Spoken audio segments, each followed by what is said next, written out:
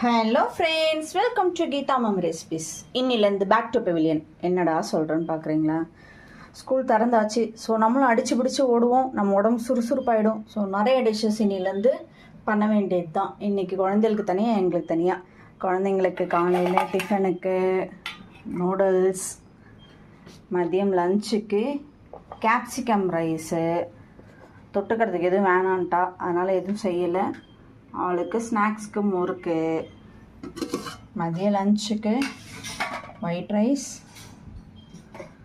வெண்டைக்காய் sambar without onion, garlic, தக்காளி எதுவுமே போடாமல் வெண்டைக்காய் சாம்பார். அப்புறம் பூசணிக்காய் போட்டு அவியல். சுட சுட இருக்கிறதுனால இப்போதைக்கு தயிர் மட்டும் விடலை. மதியமாக தயிர் விட்டு அந்த நேரத்துக்கு சாப்பிட்டுப்போம்.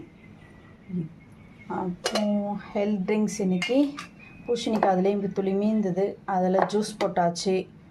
பூசணிக்காய் ஜூஸ் ஃபார் வெயிட் லாஸ்.